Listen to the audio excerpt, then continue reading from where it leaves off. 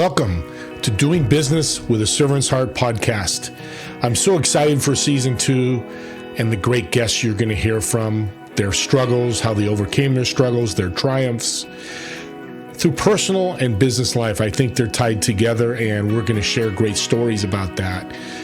This show isn't just about me. It takes a lot of good people working with me. Among them is my partner, H7 Network, and Clay Hicks. Building relationships, building community is the mission of H7 Network. They want to create a network of champions where everybody wins. Find out more at h7network.com. And we hope to motivate you, inspire you, and educate you through our show. Enjoy the show. We'll talk to you on the other side.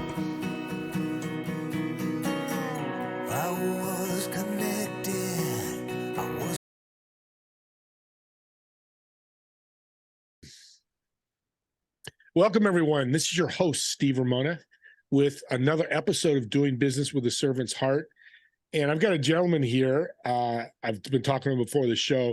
This is a true servant, going from tragedy to winning and working with sports athletes and celebrities and people who have the same issues, but he's out giving back, which I love. Hey, Eric, welcome to the show. Thanks for having me, man, and obviously appreciate that intro. From a macro standpoint, when you hear it presented that way, it hits you. I think when you're in the weeds and you're doing the day-to-day work, right, you get lost in it. So it's appreciated that you shared it that way. You bet. I'm your number one cheerleader after now I know what you do.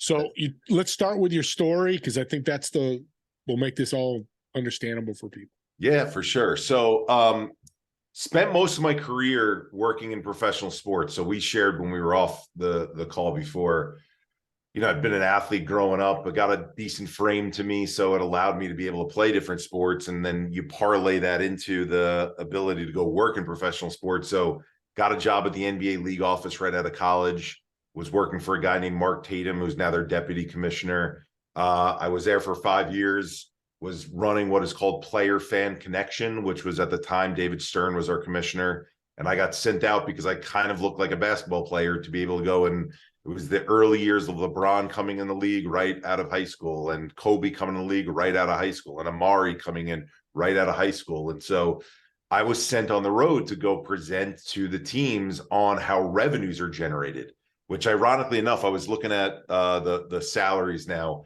So the NBA has the number one average salary at $8.7 million a year per player. At the time when I was doing it, it's $3.1 million per year, right? And you think about that growth, and no one's going to scoff at 3.1 million, right? It's still very significant.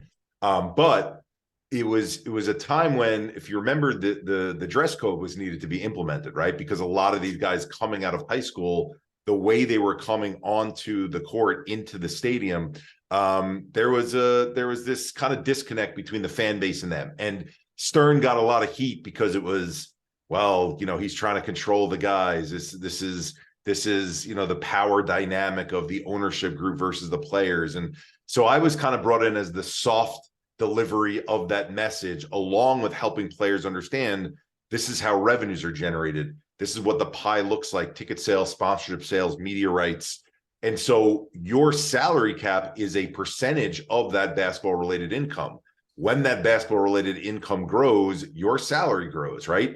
They didn't know that. These guys coming out of high school, they thought there's a billionaire owner who hands me millions of his billions because he thinks that's what I'm worth, right? And when you start to explain the mix to them so that they understand, oh, okay, so when I interact with that guy in the suit after the game, he's the one who's bringing people out to the suite. That's bringing in a certain amount of revenue for the team. That goes to our bottom line, and my salary goes up, and I might be able to make a connection for later on in my career. Awesome, let's do that, right? So that was the first 5 years of my career, and I was told by my boss at the time, you're doing a great job, but here's the but: you got to learn how to sell if you want to do anything in this industry. As you could tell, I'm in New York. If anyone hears the sirens, you got to love sirens in the background. So I go out to a WNBA team, and I'm there living in Chicago for 5 days a week for the Chicago Sky, an expansion WNBA team. So you talk about going from your dream job of you're presenting to LeBron James and Kobe and Amari, and you're going and you're meeting with the guys in their stadiums, in their arenas, to now, hey, you have to learn how to sell, which I didn't think I was a salesperson at all. And I told him, I don't know what you mean by that, but sure, if you're telling me that's what I need to do, I'll go do it. So I was still employed by the NBA, but going out to the WNBA team out in Chicago to help them start to build relationships. Now you think about that market. Michael Jordan had just stopped playing there. So you had the love for the Chicago Bulls. This is the first WNBA team that's independently owned, meaning it doesn't have the help of the NBA franchise. And you are playing indoors during the summer when everyone in Chicago wants to be outside because they've been indoors all winter. And you're playing in UIC Pavilion, which is falling apart as a college arena, and you don't get to play in the United Center. It was not an easy sale, right? But working there for the 5 days a week, and I came to learn sales as, and this is going to be cliche, but the beauty was I actually learned it hands-on, that I wasn't going to be successful picking up the phone and hawking a product. I was going to be successful building relationships and finding out why someone is going to make use of this ticket to fulfill some need that they have that might be completely unrelated to basketball itself. A father spending time with his daughter, a business bringing out a client and entertaining the client, right? Those are the two most obvious ones in a WNBA setting. And so that concept of needs assessment and relationship building is what led to then this career of, I get hired by the Sky 6 months into just going back and forth between New York and Chicago. They brought me on as a director of sales and service. So part of the shit that I get from friends who are in the industry is you never had to really be in the sales pit that long, and you get handed this managerial position, right? But trial by fire, right? So did that operations for 2 years. It was an amazing run. Your team is not very good when you're an expansion team in basketball, so you're fighting an uphill battle, but made enough waves that the Phoenix Suns noticed. So they had just gotten rid of their coach, Mike D'Antoni. They had what was called 7 seconds or less at the time, if anyone remembers that, which was an up and down way that the team was playing with Steve Nash as the point guard and Amari, who I've mentioned a number of times right now. And it was run and gun, dunk, shoot from the outside, get a quick shot off, because if you get more shots off, you make more buckets, was the way that they felt. But when Mike got let go and went to the Knicks, they had a 5-year run of sellouts that they were fearing would go away, because now that the team's not playing the same way that it did before, their season ticket base went from 15,000 down to 12,000 in an 18,000 seat arena when you're having to fill an additional 3,000 tickets a game. So I came in as their group sales guy, right? So I had a team of seven men and women who our responsibility was sell every single seat in the building for Suns, Phoenix Mercury, which was the WNBA team, the Roadrunners, which was our ECHL hockey team, and then the what they called SES, which was all of our arena events. So Circus and Cirque du Soleil, right? And everything that's non-sports related. And had an amazing run for 3 years there, had too much fun. I was, 30 years old, between 27 and 30, living in Scottsdale, probably spending too much time going out with my staff more than I should have, although it was before the days of that being so scoffed on, and got an opportunity to then come back to the East Coast, leave basketball and go to the NHL to be the VP of sales and service for the New Jersey Devils. So I do that. We go to the Stanley Cup final in 2012. Lou Lamoriello, who's known throughout sports, is one of the top GMs. He brought the Devils 3 championships in 1995 and 2000 and 2003. So I'm with him in 2012, and we go on this magical run from a 6 seed all the way to the Stanley Cup final, but lose in game 6. And the run that we made there on the business side was awesome, because when you want to talk about a difficult environment, I actually inherited a season ticket base of 4,000 fans in a brand new building of Prudential Center in Newark, New Jersey. So you've got this beautiful building, 18,000 seats, and you only have 4,000 guaranteed every game. So you got to fill 14,000 seats. Yes. Now, you're not going to fill them and actually sell out every single ticket early on, but going to that Stanley Cup final run, you start to learn how you take advantage of every opportunity to get in front of people, even during road games. How are you doing watch parties? So you're working 24/7 to build relationships. And I'm proud to say we left the team after 4 years we had 12,000 season ticket holders. So to go from 4,000 up to 12,000 and to build that base to where now they had a chance to have consistent sellouts was awesome. So then that led, and this is where you'll hear where the mental health part comes in. So I get an opportunity. I meet with a gentleman named Vinny Viola, who is the owner of Virtue Financial. He's one of the 2,000 billionaires that are on this planet. I didn't know him that way, other than I knew that he just purchased the Florida Panthers. And so his office is the reason I mentioned Virtue Financial are in Manhattan. And so I'm summoned to his office, and he's sitting down at his big board table, and he's not a stuffy guy at all. So it was not like a Brewster's Millions type of environment, but it was a big, intimidating boardroom, right? And it's just me and him, and then his co-owner with the Panthers, and also with Virtue, a guy named Doug Sifu. And they were telling me what they inherited with buying the team in 2013. We're now in 2014 at the time, that they had Florida was a market that it was impossible to sell a sports ticket in. The Miami Marlins, or Florida Marlins now, even the Heat before they got hot, the Florida Panthers, the Dolphins had a tough time for a long time. So he's like, Eric, and we knew this because sports is a small enough world. This team used to give away tickets to get people in the building, which means it completely devalued what a ticket was worth. And so they would sell sponsorships because they had people in the building, but the main source of revenue, no one valued a ticket no matter how well the team played, and the team has played poorly forever. So how are you going to change that by coming in here? Oh, by the way, you've got 24 hours to tell us, right? And so I did what I could by putting together a business plan off of what I'd learned for, my years in sports prior to that. 27-page document. I emailed them, 24 hours later, and find myself 3 months later down in Florida. It's the middle of 2014, and I'm chief revenue officer with the Florida Panthers. So the way that it was structured is there was a team president, who's still their team president now, who had been hired a month before me. His name was Matt Caldwell. He has a military background. So Vinny, West Point grad, hires a West Point grad to be his team president. Neither of them had any sports experience.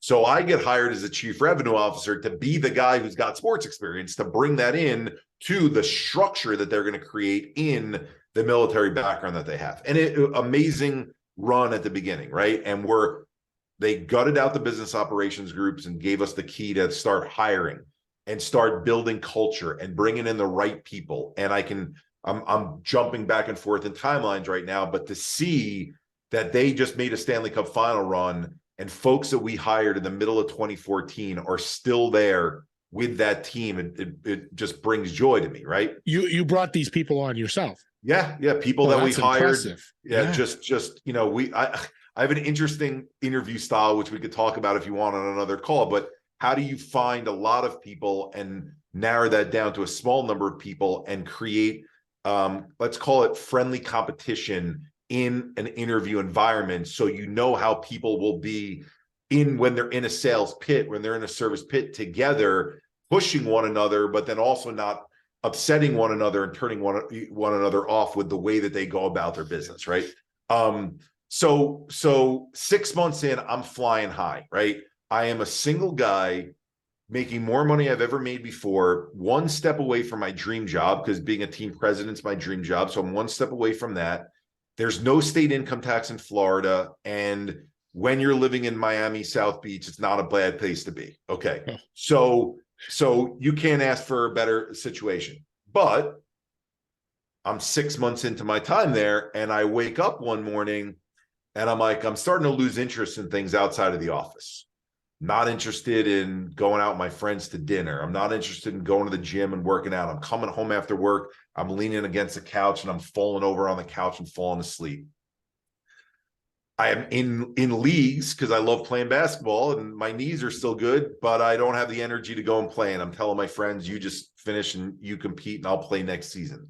But the one thing that was clicking for me, and I think this will resonate with anyone who loves what they do, is my job was clicking for me.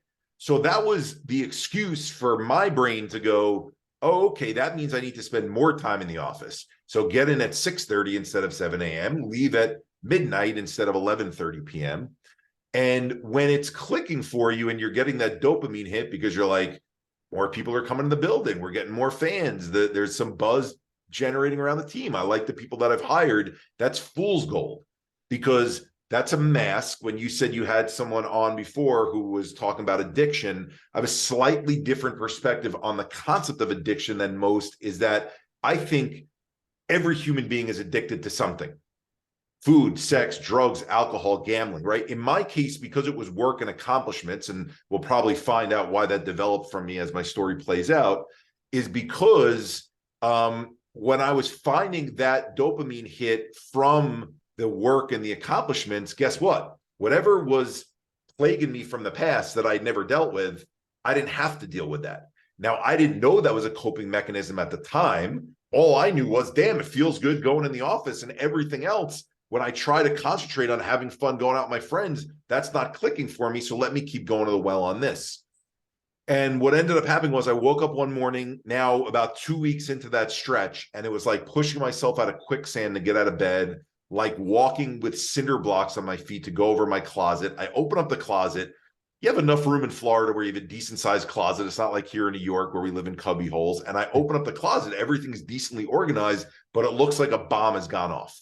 So I can't, do I wear a t-shirt? Do I wear a button down? Do I wear a suit? Do I wear slacks or jeans? What shoes go with what? And I can't make out what I should wear.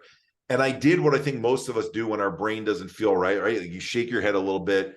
And I looked at this picture that was on my dresser. It was of my nieces. I only had 2 at the time. I have 4 now. And so I look at my nieces, Rebecca and Kaylee, and they're 2 people that I speak to every other night on FaceTime. So I'm looking at their pictures and I test myself and I go, what are their middle names? And I can't remember their middle names. Okay. So here I am with something that should be top of mind, tip of your tongue, easy to come out. These are the most important little people in the world to you. And I have this block and I can't think of it. So I can't pick out my clothes. I can't figure out who they are. And I feel like my brain is failing me, right? But I do what we do when we feel that way. I clench my fists. I put on whatever clothes I needed to. I get in the car. I drive into the office. Because why? When I get in the office, things will then start to work again and I'll get back into the mode. Solves your problem. Yeah. So I sit behind my desk, and the way that my office was set up is there's this window overlooking the rest of the staff. And so if I could tell you what it was like now, season ticket sales here, group sales here, individual game sales there, sponsorship here, service here. That's not what it felt like to me. It felt like Grand Central Station. Like everyone's moving, we have blurred screens with Zoom. Everyone's moving like this, right? And I'm usually someone who loves people coming to the office and talking to me. Well, I'm pretending like I'm on the phone. Hey, I got someone on the call right now. I need to go, because I can't communicate. Sentences are not coming out clearly in my mind, even as I'm thinking about them, let alone saying them out loud. I look at my computer, it looks like light brights, right? When I use that analogy, when I go to K through 12, some of the kids look at me like I have 10 heads, so I always have to come up with, Roblox or something like that. But light brights, right? Because we usually see these nice even lines with email, and it didn't feel like that to me. The computer almost looked like it was talking to me. And still, stubborn SOB, we have a suite that night where I challenge the reps to bring prospects for a game that night, where I'm going to address those prospects between the first and the second period. What is your main job as chief revenue officer? You could talk about all the office responsibilities and all the talking with the owners and making sure they understand what's going on with the bottom line and the P&Ls and all that stuff. At the end of the day, your job is to be the human cheerleader instead of the mascot being the cheerleader, you're the voice cheerleader for the team that gets people to want to buy season tickets, want to buy corporate partnerships. So fine, reps, you did a great job building the relationships. It's my job now to help you close by getting in front of everyone and explaining the direction this team is going in. So we're in 2023 right now. This is happening at the beginning of 2015. Okay. So 8 years ago. And even though it's 8 years right now, what I could tell you is I would have said things like, we have a Hall of Fame goaltender in Roberto Luongo. We just drafted Alexander Barkov and Jonathan Huberdeau. Aaron Ekblad is one of the best defenseman in the league and could be a Calder Trophy winner, right? We have an ownership group that just took over the team and is starting to pump money into the market and create relationships in the community. And you're going to love being a part of what we're building here, right? That's what comes to my mind now, 8 years later, even though it's not fresh. At the time, everyone comes in the room. There's 50 people there staring at me. I don't think I've ever quit anything before in my life. And I still don't think so based on this story, but something happened because I go, my name is Eric Kussin. I'm the Chief Revenue Officer with the Florida Panthers. It's great to meet you. And right when I say you, my brain just goes dark and blank. And I just go, this is Matt, our team president. He's going to take it from here. And I walk out of the room. Like there was nothing coming to my mind. It was complete darkness. And I walked back to my office embarrassed, but kind of also not embarrassed because I couldn't feel anything. And I sat in my desk, and Vinny, with that West Point background, game's over. I don't even remember if we won the game, even though that was probably the last game. It is the last game I ever worked in sports. And he comes in my office and he says, Eric, I can tell something's up. I'm not calling you out in any way. How can I help you, man? Like, tell me what you need from me. And I said, Vinny, I don't know what's going. I don't know if I have a brain tumor. I don't know if I had a traumatic brain injury from playing sports growing up. I don't know if it's an aneurysm. I don't know if it's this thing called mental health. Again, keep in mind, 2015, none of this stuff is getting talked about, right? Nope. So I was like, I don't know what's wrong with me, but I can't put sentences together. And by the way, that way that I'm explaining to you, Steve, is a hell of a lot more eloquent than how I was explaining to him. It was choppy and it was barely coming out of me. And he just stopped me and he said, Eric, we never leave a soldier out in the battlefield, right? What like a comforting thing to hear from someone who is the owner of a team and has a military background. He said, we never leave a soldier out in the battlefield. We love what you're building here. Take as much time as you need, 1 month, 2 months, 3 months. You'll come back, you'll hit the ground running. Okay. So when I hear 3 months, I'm thinking, who the hell doesn't get better in 3 months? As messed up as my brain feels right now, I know that my purpose and my identity up to this point in my life is Eric, the sports executive. That's what I've known myself as. So I got to get back to being that guy. So I leave everything in Florida. I still have no recollection of how I got on a plane. I was agoraphobic. I couldn't, being around people felt like how they described Superman with kryptonite, like having someone stare at me in the eyes, try to have a conversation. I couldn't put thoughts together. And so I came back to New York, and what do you think of when your brain's not working well? You go to what you've seen on TV and what's been explained to you. Oh, I have a chemical imbalance probably, and I need chemicals to balance out my imbalance. So that means I need to go to a psychiatrist, or in my case, a psychopharmacologist, next level, who is going to mix these medications in this beautiful concoction and make my brain better. Now, when I say things we've seen on TV, we watch these commercials where in 30 seconds, this blob that has a sad face and a gray cloud above it, and there's sad music, gets a pill introduced to it 15 seconds into the 30-second commercial. The clouds go away, the sky is blue, the birds are chirping, the sun is shining, and the blob becomes a smiley face instead of sad face. I wasn't feeling sad, I was feeling nothingness. So my thought was, if I get the right pill, it's going to make my nothingness bring my everythingness back, right? And so I go meet with the attending psychiatrist at this hospital that I go to, and he looks at everything that I fill out in the chart, and he just says, Eric, you have a shitload of anxiety on top of a shitload of depression. You need heavy artillery for this to be knocked out of you. And he gives me a prescription for 5 different medications. Okay. Wow. So I'd not taken a drug up to this point. Here's prescription for 5. Now, when you're on the receiving end of that, you don't have friends necessarily to compare notes with, especially in 2015. So you're listening to a guy who's supposed to be at the top of the industry, and you take them.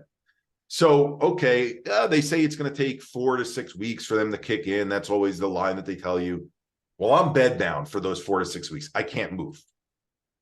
P.S., 2.5 years and 52 different psychotropic drug combinations.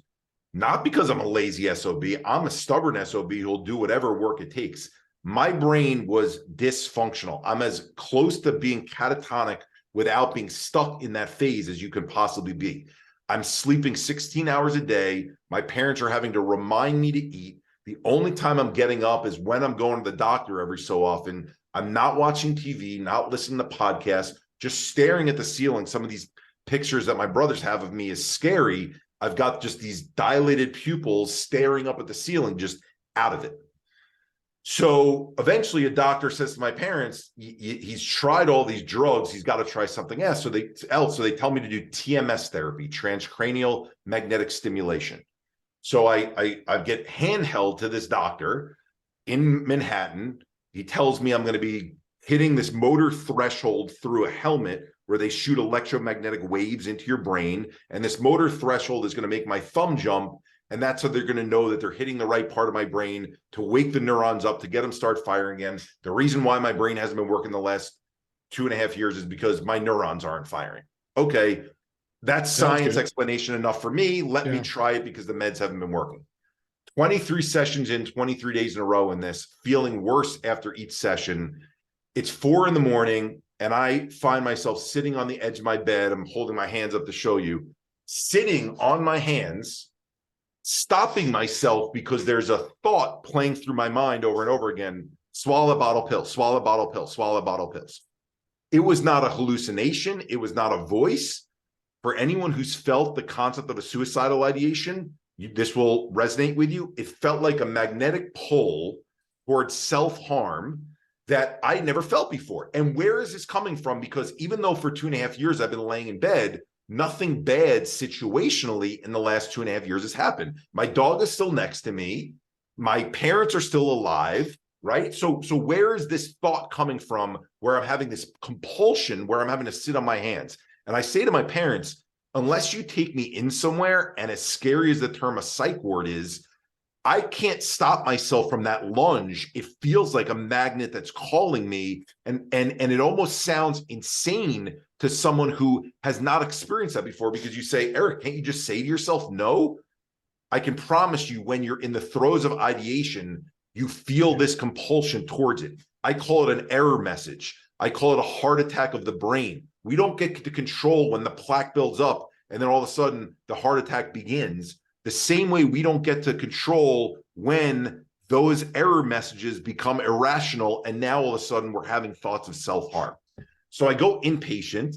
I've mentioned the term attending psychiatrist twice now. So I meet with the attending psychiatrist. I will leave the name of the hospital out of it to not throw them under the bus because it was a negative experience. And she's a Harvard-trained doctor with top doctor plaques all over her walls. She reads my chart. She sees all the meds I've done. She sees the TMS that I've done. And she says, Eric, you've tried everything there is. Your last resort is to do ECT, electroconvulsive therapy, or what we know from the movies as shock therapy. So again, you're not calling up your friend at that point and going, hey, Steve, when you were offered shock therapy, did it work for you? Right? Like there's no one to run that by. Second to that, there was no one on my ward floor of the 30 people who were getting shock therapy. So I believe I'm the most messed up of the messed up people, that I'm having to get this archaic treatment where they're shocking your brain into seizure. So for anyone who doesn't know what shock therapy is, they put electrodes on your skull. They put an oxygen mask on your face, a blood pressure cuff on your ankle so that they can make sure your vitals are okay. And an anesthesiologist comes in and pricks your arm and says, okay, Eric, we're going to see you in a little bit, puts you under, they shock your brain into seizure, you have a mouthpiece in, and the hope is they're hard restarting your computer and your neurons are going to start firing again the way they did before. I woke up after each one of those sessions. I told you the size that I am. The first time I woke up, they started asking me, Eric, where are you right now? What year is it? Who's the president? And I can't remember any of these things because of the way that shock impacted my brain. It's like what it's like when you wake up in REM sleep, when someone's like, Steve, wake up, wake up. And go, oh my God, where am I at right now? That feeling for an hour. And so when I say my size, I'm locked into this bed and I'm moving, because when you're in that state where you don't know where you're at, I'm about to flip the bed over. So I became the guy, kind of funny enough, that they had 5 male nurses in after each one of my treatments, one for my head, one for each shoulder, and then one for each knee. That was the way to hold me down, because if they strapped me down, they were afraid I was literally going to flip the bed over. But if you have people holding you down, they hold you in place and there's a little bit of give to it, right? So 5 weeks, 12 sessions of shock therapy, leave the hospital feeling no better than I had the 2.5 years prior. My brain's still not functioning. I feel like my life is over because this woman told me last resort and it didn't work. So where the story flips and where I started to get into this space, my parents are both educators. So my father was a principal, my mother was a language teacher, and they would go to these continuing education courses all the time. So one night they left to go to this course called Integrative Breathing Practices. I had no idea what the term integrative meant, and I had certainly never done a breathing practice before in my life, being a football, basketball player. So that did not resonate with me. So, okay, they went. My mother runs back from the class at night. I'll never forget looking at the digital clock. It's 9 p.m. It's like, Eric, we met this Dr. Donna. She's a different doctor than all these other doctors. She's a psychologist. I know we've done talk therapy with psychologists, but it doesn't sound like talk therapy. It's different than all these other doctors you've been to. Please go see her. Please go see her. So, okay, 3 days later, I'm on her couch. And I'm expecting, for everyone who's been to a mental health appointment, this will resonate with them. Every mental health appointment typically has 3 segments to it. Segment 1, Steve, nice to meet you. What are your symptoms? And you list it. Steve, thanks for telling me your symptoms. Segment 2, based on your symptoms, here's your diagnosis. ADHD, PTSD, OCD, and whatever their specialty is, there's some combination of what you feel that fits whatever their specialty is. And I know that's a crass statement for me to make, but with the amount of different diagnoses I've been given, I can promise you, your brain goes haywire in enough different ways. Find me a person who doesn't have this thing called obsessive thoughts, where someone can say you have OCD. I'd like to meet that person. Okay. So that's segment 2. And then segment 3 is, here's how we're going to treat it because here's what your diagnosis was, right? And this is the medication with the talk therapy that gets you out of the disorder that you have. She didn't do any of that. She sits me on the couch. She goes, Eric, the couch is your stage for the next hour. And I'm your one-person audience. And I want you to perform for me, not to put you on the spot performance. I want you to tell me the story of your life as you tell it in your own brain, starting from as young as you can remember, so I get to know you as a person. And she just stops at that point. It's like, I'm not going to ask you another question for the next hour. So as you're hearing that, Steve, or as anyone listens to this episode, think about being asked that question. What do you tell yourself about the story of how you are at this place right now? Because other people could have watched what you've been through and told the story a completely different way by watching it from the outside. You're the one who's lived through it, right? So, okay, I have some early Disney memories and my grandfather bringing home a Mickey Mouse, right, from one day. But then I get to 8 years old, which is, most people start to form memories 6 to 8 that they can kind of recall back to. Some people have freak things at really young ages that come up. Well, I'm the middle of 3 boys, sports crazed family. And then middle of 3 boys. Then I start thinking my older brother. Well, my older brother was 4 years older than me. So I'm 8, he's 12. He breaks his femur bone and is put into a body cast for a year in a sporting accident and homeschooled. Heals from that. A month later, gets diagnosed with ALL, a children's form of leukemia. So you're talking late 80s, early 90s, not the best prognosis at a time when people were calling cancer the big C and people were afraid to go near people who had cancer. So we're going into LIJ Hospital on Long Island and people are afraid to go near him who are deathly sick in the hospital. They think if they go near my brother, they're going to get even more sick because he doesn't have hair and he's walking around with his IV line. 5 years, chemo, radiation, miracle, he goes in remission. We're all celebrating again. A month later, he's in a Jeep Wrangler with his friends, open top, no seatbelt in the back, doing what kids do when they get their permits, driving on the parkway, swerving their car back and forth, try to distract the cars behind them. Car loses control. My brother flies out of the back, lands on his head, cracks his head open, loses partial vision in his eyes in ICU for a month. Heals from that, goes to college, feeling a pain in his knee. They do blood tests, cancer from childhood's returned. Now that it's returned, they have to give him a much stronger dose of the chemo, which does a great job in the first year on lowering the white blood cell counts, which is what leukemia is. But unfortunately, it's also beating up some of the rest of the cells, the healthy cells in his body, which is why you lose your hair. But now we're starting to see, because the chemo's so heavy, he's hunched over. It's hard for him to walk. His joints are hurting. I'm up at college at this point. He's down at Hofstra going to law school. So he's getting his chemo treatments in his first year at law school. I get a call from my father. your brother's got 105 fever. We're taking him into the hospital. If you want to come drive down and see us. I drive down to see him. We meet with the neurologist who just looks us in the eyes and says, listen, your son, your brother, his body's gone into septic shock from the chemo treatments, septic shock. He's fallen into a coma. And it's your decision as a family. If you want to keep the machines on, we can hold out hope. We just don't know how long he will last, or if it does last and he stays this way, it could be eternity and he never has any brain functioning coming back because we don't know what's going on underneath there because he's in the coma. So that's 3 months. I'm going back and forth to college. My parents are staying at the Ronald McDonald House, staying with him.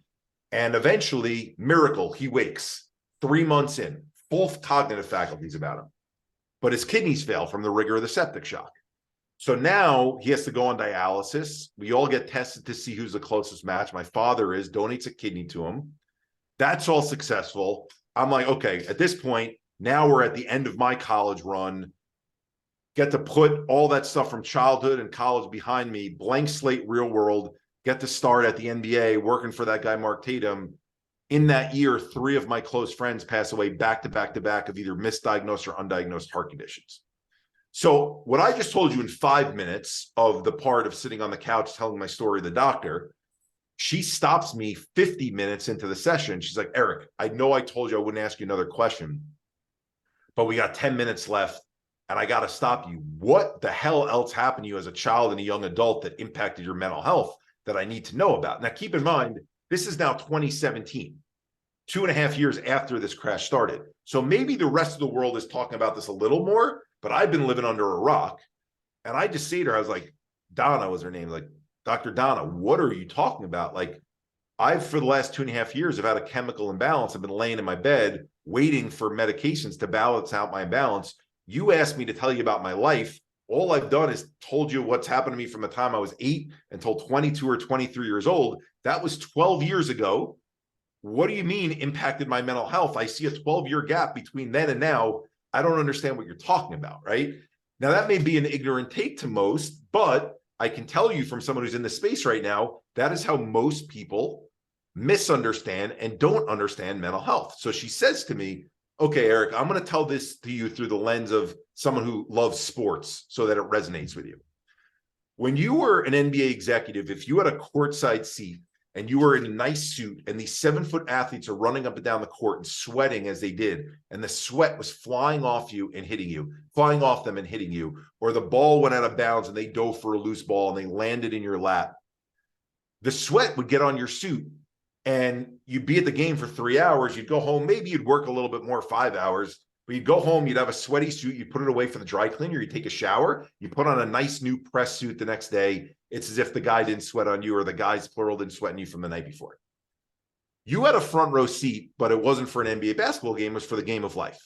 And the game of life was represented by a muddy wrestling ring your brother was in front of you, and then a muddy wrestling ring that your friends were in right next to your brother. And it's not that you didn't know the muddy wrestling ring was there. It's that every move they each made to stay alive, trying to wrestle this game of life, the mud, like the sweat, was splatting and hitting you in that front row seat. Now, you are paying attention to everything else in the arena. The Jumbotron has a great clear HD screen, and the LED lights are really bright, and the music in the arena, and the fans that are dancing. It's amazing what's going on in there. Yeah, you're watching your brother going through the fight, but what you're not noticing is that mud that's splattering and hitting you and splattering and hitting you and caking up. And you didn't just sit there for 3 hours like you did at the NBA game.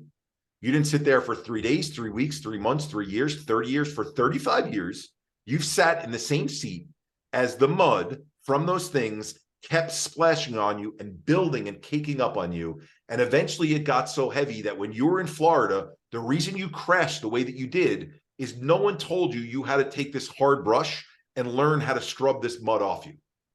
You were functioning so well. The Jumbotron and the LED lights was playing sports, working in professional sports. It was all the other things you were able to busy yourself with. Remember, back to addiction, right? It was all these other things that you were able to focus on that you didn't notice that stuff that was building.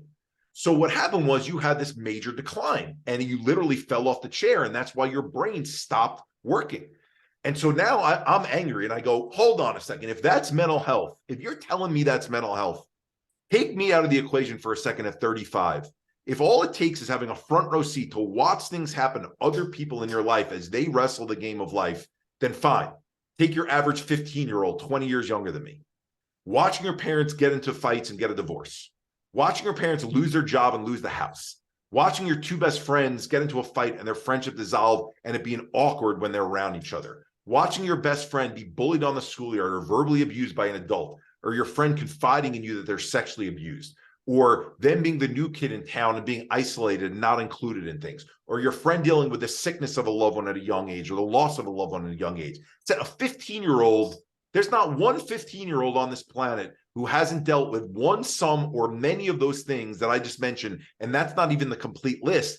If that's what mental health is, the mud from those things, that means everyone's mental health is impacted, and that is not the message that's out in the community.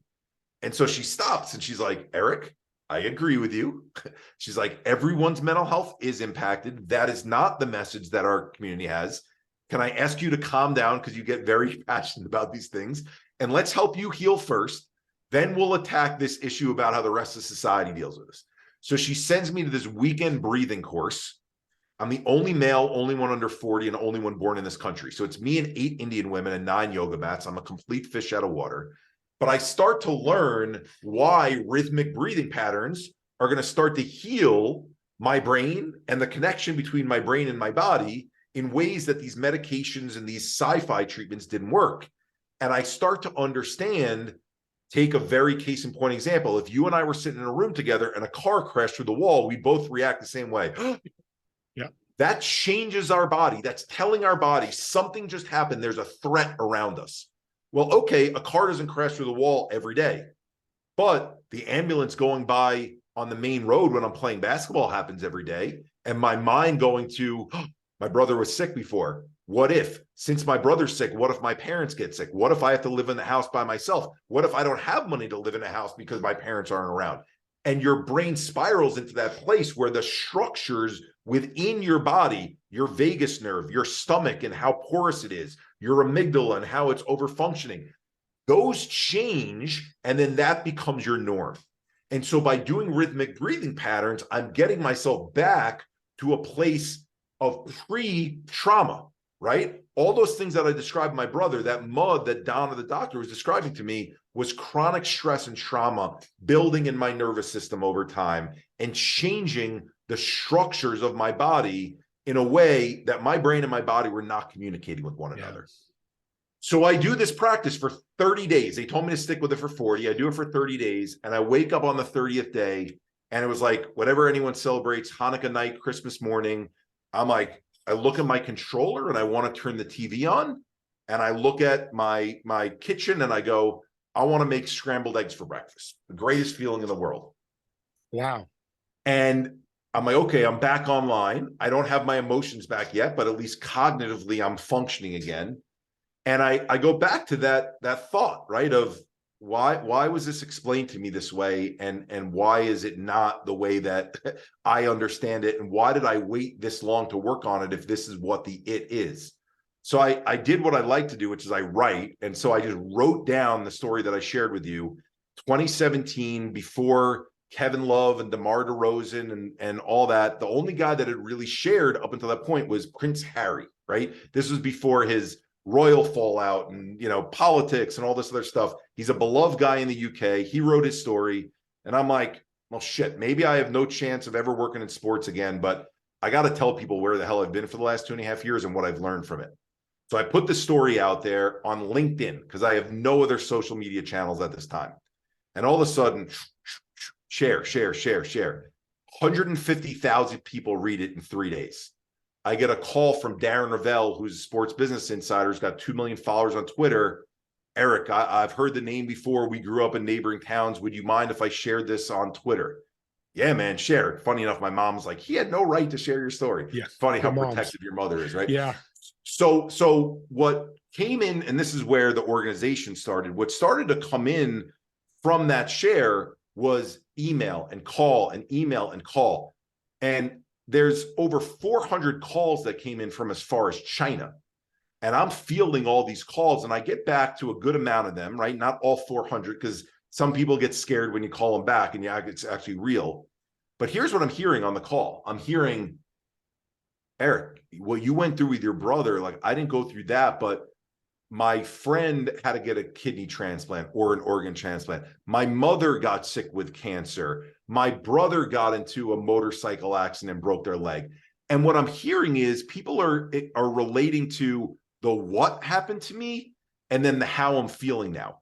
No one is bringing up a disorder label. No one's asking me, Eric, your ultimate diagnosis was CPTSD, or mine's depression. It's different than yours. I have bipolar versus you having anxiety. No one was bringing up labels. And when I'm hearing that, I'm going, this is the missing link here. Like, the missing link is the way that we talk about mental health is through the lens of disorder. And then I start going to all these websites that are trying to normalize mental health. When you were asking me before the call, how did I have relationships with all these men and women who are on our site? I didn't have relationships with them at the beginning. What happened was, I'm thinking, I'm one step away from these men and women. I can get them to help support another organization. I'm not thinking about starting my own thing. I'm thinking about being the guy who goes back to working in sports, right? So I'm like, okay, let me look at these other nonprofits, these other organizations that are working in mental health. Let me see their message. If there's anyone that's communicating the message the way that I understood it, now that I went through what I went through and I have a different perspective, I'll help connect those athletes and those entertainers with those organizations. And unfortunately, I see consistency across all of them. This is in 2017. It's 2023 now, so it's 5.5 years later. And the three messages of consistency that have not changed, that are awful, and I mean that with all my heart, and I would say that, as I do, to the faces of the executive directors of these places. It has nothing to do with their programming. It's just their messaging. Three things in particular. One, they all start with the statistic, 1 in 5 people are mentally ill. The second you start with that statistic, you've made the topic binary. There's a sick group of 1 in 5 people. What does that mean for the other 4 and 5 people? And I can tell you right now the answers, because I ask it every time I do a session. Healthy, fine, normal, and okay. So you've got the group of people who think they're affected and the group of people who think they're not affected. The next thing that I saw on the websites, all the campaigns for normalization were an action word followed by stigma. Stop the stigma, stomp the stigma, break the stigma, erase the stigma, pick the stigma in soccer, strike out the stigma in baseball, hit the stigma in hockey, slap the stigma, right? The term stigma means human beings are forming unfair opinions and judgments about other human beings. Mm-hmm. It's not my computer, it's not my microphone. So when I say stop the stigma, I'm saying, as an affected person with this thing called mental illness, you mean healthy, fine, normal, okay, people. Can you please stop being mean to those of us who are affected?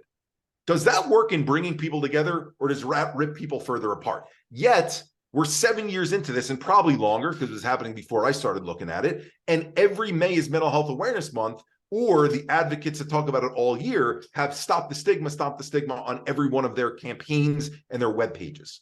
Third thing that I saw was the way that celebrity stories were being shared. It was a link to their stories. So you're not alone. Britney Spears is part of the 1 in 5. She's got depression. You're not alone. Lindsay Lohan is part of the 1 in 5. She's got anxiety. Then they would link to the Us Weekly or People Magazine article. Britney Spears has depression, shaves her head. Lindsay Lohan has anxiety, dresses like a hot mess. So Steve, take those three messages together. It's for 1 in 5 people. Let's stop stigmatizing that poor group of 1 in 5. And if you want to know which one of these two groups you're in, do you run off the basketball court in panic attacks? Do you shave your head? Do you say crazy things about your family? Do you think you could run for president? Then you're part of the 1 in 5 group. How many people are raising their hand and going, yep, that's the group I'm a part of, right? So with every new celebrity story shared, great, Michael Phelps. Well, what's he shared? Depression, suicidal ideation. We know nothing about his past. We don't know what he's been through, right? We hear about the suicide of a famous, musician. As we're taping this right now, we hear about the suicide of Ray Lewis, the football player's son. Nothing is shared about their life and what they went through and the challenges that they face. All we hear is Ray Lewis III's suicide. Michael Phelps, depression, right? Kevin Love, anxiety, panic attack, ran off the basketball court. that just doubles down on the existing erroneous messages that already exist, which makes the topic binary. So that was the impetus behind forming Same Here. You and I were the same. And I can say that to you and I speaking on the phone, Steve, or on Zoom. I could say that to a room full of 3,000 kids at William and Mary College. And I can say, I know that I'm the same as you because by being a human being, you've faced challenging life events that have impacted your mental health. And I've done that as well. And that makes me no weaker than you, me no more shameful. And there, guess what? There's no way to measure if I've been through more than you've been through, and it's impacted me more than you. So take comparisons out of it, take victim mentality out of it. We're on the same team, on the same level. All we're doing is discussing what we've been through because the commonality is emotional pain that we all have. When that becomes the message, now you've got an inclusive 5 and 5 environment instead of 1 and 5, that it lives across a continuum and moves up and down, as opposed to it being binary. And it's based on our life experiences of what we go through, as opposed to who's got depression, who's got anxiety, and who's in the 1 and 5. So you're not lesser than me. That's why, that's what this means on your, so you're doing this. I love that. Yeah, it looks like the hang loose sign, right? Yeah. But it's perpendicular. It's this way, instead of this way, it's this way. Yep. And it's saying you and I were the same. Yeah. Well, we're running out of time here. I mean, I'm listening to you. It's the longest podcast I ever did. I'm proud I did it because we're going to do number 2 because you said we'd probably have to. I want to get into the website and what's the website so people can go in before we do part 2? Yeah, absolutely. Thank you for asking that, Steve. And sorry that I went long. I told you that. No, it's perfect. Okay. So the website is samehereglobal, SAMEHERE global.org. So samehereglobal.org. And although all the social channels most active on Instagram and on Twitter are at samehere_global. So just in between the here and the global, there's an underscore. Okay, great. Well, we're going to do part 2. I know I said not real quick, but quick as you can. So you've been through a lot. You share a lot with me. And I love the fact that me and you are the same, because we are. And I look at people that way, no matter what our background is, our history, we're human. Female, male, we have differences, but we're still ultimately human. Right now, what's one tip you can give the listeners that are listening to you going, oh, wow. Yeah, my one tip is that every directional that we get that feels awful or a roadblock or the end or something didn't work out our way, there's a cliche piece to this, but it is a directional towards something that is moving us in a better place. That's something that's more meant for us. And when you look at the world that way, you end up not focusing on the negative of why didn't that happen? Why didn't I get that job? Why did that person leave me? Why haven't I gotten married yet? Why? And you instead go, what's out there for me next? And it gives you an excitement level for what's to come. So sometimes you take things that you hear before and they're profound. And in this case, that's a profound saying, but I like diving a little bit deeper and going, why is that it's directional towards something else? And it's because it opens up your mind. It makes you stop the negativity and go, where does the positivity exist from where the negativity ended off?